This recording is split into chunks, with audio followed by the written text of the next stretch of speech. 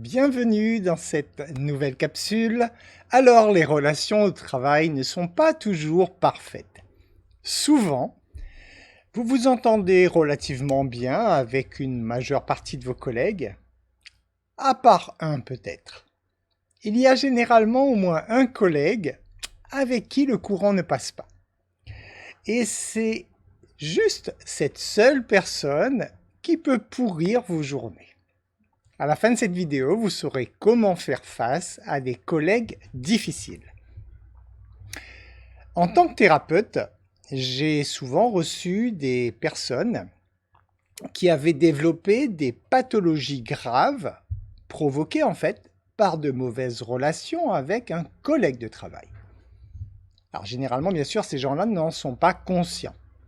D'ailleurs, s'ils l'étaient, je pense qu'ils ne se laisseraient pas détruire de la sorte. Alors peut-être pensez-vous, quelle relation y a-t-il entre une mauvaise relation avec un collègue et des problèmes physiques? Je rappelle pour cela le mécanisme du stress. Lorsque vous vivez une situation qui ne vous convient pas, vous produisez des hormones de stress, qui sont l'adrénaline et le cortisol essentiellement.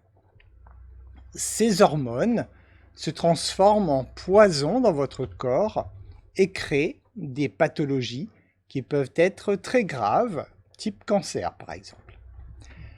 Imaginez votre corps en train de fabriquer ces hormones chaque jour où vous allez au travail et que vous croisez ce collègue. Imaginez donc ce qui se passe dans votre corps environ 250 jours par an. Si vous travaillez avec ce collègue pendant 5 ans, ça fera en tout 1250 jours pratiquement consécutifs pendant lesquels vous avez bombardé votre corps de ces hormones de stress. Je vous rappelle que l'adrénaline sert à booster le cœur et que le cortisol, c'est du sucre qui est envoyé dans vos muscles pour vous donner de l'énergie.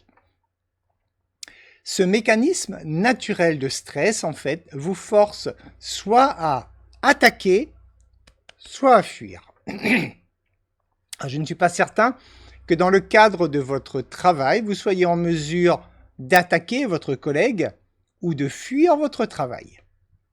Donc, ces hormones, en fait, restent bloquées à l'intérieur de votre corps et vont détruire votre corps. Ce sont là les risques que vous encourez à entretenir des relations tendues avec des collègues de travail. Voyons maintenant comment faire face à cette situation. Alors, comme pour toute relation humaine, dès lors que vous n'acceptez pas le comportement de quelqu'un, il se crée de la résistance en vous.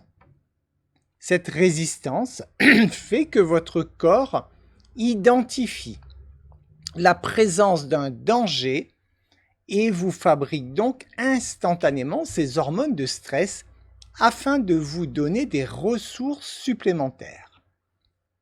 Partant de là, vous comprenez que les seules façons dont vous disposez pour ne pas être affecté par ces hormones néfastes, c'est soit de ne pas créer de résistance, soit de brûler instantanément ces hormones. Alors pour parvenir à ne pas créer de résistance, il y a 2 solutions possibles. La première solution, c'est de changer de poste de travail pour ne plus être en contact avec cette personne, bien sûr. Et la deuxième solution, c'est d'apprendre à accepter cette personne telle qu'elle est. Alors, ce qui semble le plus simple, c'est souvent la première solution, changer de poste de travail. Malheureusement pour vous, vous verrez que à ce moment-là, vous attirerez de nouveau un collègue difficile. Pourquoi? Tout simplement parce que c'est vous qui attirez énergétiquement à vous les gens et toute forme de résistance chez vous crée un champ électromagnétique qui attire ces personnes. Donc en fait, c'est votre résistance à ne pas accepter ce type de personnes qui génèrent en vous un champ électromagnétique qui attire en retour justement ce type de personnes. Pour ne pas créer de résistance, il ne vous reste alors que la deuxième solution qui est de faire avec. Alors ceci dit, avant de faire avec, avant de faire ce choix, sachez reconnaître ce que signifie accepter votre collègue et vous soumettre à cette situation. Accepter une personne revient à ne donner aucun pouvoir à cette personne sur votre état émotionnel.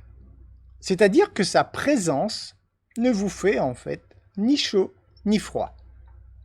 Par contre, vous soumettre à la situation revient à faire bonne figure, mais en réalité, vous brûlez de l'intérieur. La soumission est encore plus néfaste que d'avoir des relations difficiles, parce que prendre sur vous, cela signifie en fait que vous laissez ces hormones vous détruire complètement. Alors que lorsque vous vous mettez en colère, par exemple, contre ce collègue, eh bien vous brûlez un petit peu de ces hormones en fait. Alors, il y a aussi la possibilité de brûler instantanément ces hormones. Donc, dès que vous sentez que la colère monte, c'est de vous exprimer tout de suite en attaquant ou en fuyant. Mais généralement, ces solutions, en fait, ne sont pas acceptées en société. Hein, je vous vois mal vous sauter à la gorge de votre collègue pour l'étrangler parce qu'il vous agace ou alors de partir en courant. Je ne suis pas certain que ça fonctionnera dans votre milieu professionnel.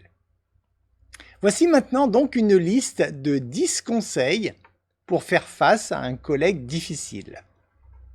Premier conseil, maintenez des limites saines. Bien sûr, si vous savez que le courant ne passe pas avec cette personne, arrangez-vous pour ne pas être trop à proximité de cette personne.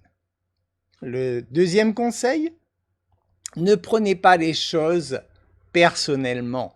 Quelquefois, ça peut être neutre ce que vous dit votre collègue ou fait votre collègue, et quelquefois vous pouvez peut-être prendre ça personnellement pour vous, alors que ça a été juste en fait une perception de vous. Le troisième conseil, c'est de communiquer de manière assertive, c'est-à-dire sans agressivité.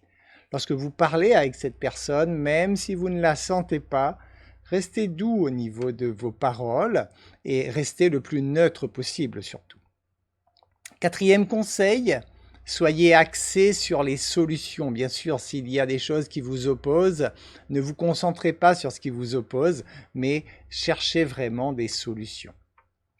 Cinquième conseil, pratiquez l'écoute active. Vous savez, l'écoute active, c'est de bien écouter ce que dit l'autre et c'est de reformuler pour être certain que vous vous comprenez bien. Parce que peut-être que c'est juste un problème de communication qu'il y a entre vous, en fait, qui fait que vous ne vous comprenez pas tout à fait parce que vous n'utilisez pas les mêmes termes. Peut-être que vous ne fonctionnez pas avec les mêmes canaux sensoriaux aussi. Donc, toutes ces choses-là, sensorielles, toutes ces choses, donc il va falloir apprendre effectivement à pratiquer l'écoute active. Le sixième conseil, c'est de chercher à obtenir un retour d'informations constructif. Voilà, ne cherchez pas à entrer dans des conflits, mais cherchez juste à ce que l'information que vous recevez en retour est constructive pour votre relation professionnelle. Le septième conseil, c'est d'éviter les ragots et les rumeurs, bien sûr. Hein. Il paraît que, j'ai entendu dire que, etc., etc., toutes ces choses, arrangez-vous pour que ça entre par une oreille et que ça sorte par l'autre, parce que c'est là-dessus que vous allez construire votre film mental qui ne sera basé sur rien, en fait. Le huitième conseil, c'est de favoriser un environnement de travail positif. Donc à vous de vous arranger effectivement pour retirer le maximum de plaisir dans votre travail. Donc à vous de changer votre perception des choses en comprenant déjà que si ce collègue il est là et qu'il vous agace, vous savez très bien qu'en fait il est là pour vous aider à travailler sur vous, pour vous aider à l'accepter tel qu'il est, donc en fait pour vous aider à guérir vos propres blessures. Le 9e conseil, c'est de donner l'exemple, bien sûr. Si vous attendez un comportement de la part de votre collègue, commencez vous-même par donner ce comportement. Et le 10e et dernier point, soyez professionnel à tout moment, parce qu'effectivement, lorsque vous êtes dans le cadre professionnel, les chamailleries, on va dire, n'ont pas leur place, et vous êtes rémunéré pour une mission que vous apportez à cette entreprise. À vous de vous arranger donc pour que cette mission réponde le mieux aux attentes de votre chef et le salaire pour lequel vous êtes payé. Et à ce moment-là, ne mélangez pas effectivement les affaires qui pourraient être privées, voire conflictuelles, du travail lui-même pour lequel vous êtes rémunéré. J'espère que ces conseils vous seront utiles. Je vous remercie pour votre écoute et je vous dis à très bientôt dans une nouvelle capsule.